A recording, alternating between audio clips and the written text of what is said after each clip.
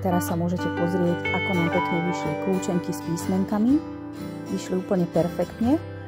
Aby bolo písmenka lepšie vidieť, rozhodla som sa ich dozdobiť ešte zlatou farbou. Bola tu možnosť ešte využiť aj bielu farbu, ale rozhodla som sa, že vzhľadom na to, že tej zlatej tam nebol úplne dostatok, alebo jej tam bolo trošku menej, než som chcela, tak som sa rozhodla, že zvolím opäť tú zlatú farbu.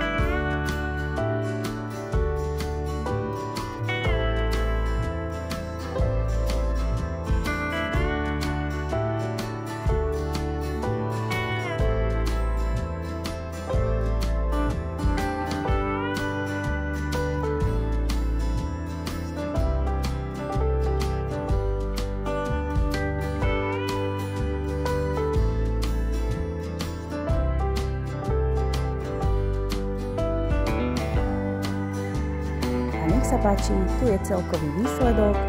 Ak sa vám video páčilo, nezabudnite dať like, odoberať. Každý piatok o 17. budem pridávať nové video, tak sa ku mne pridajte, budem sa na vás tešiť. Ahojte!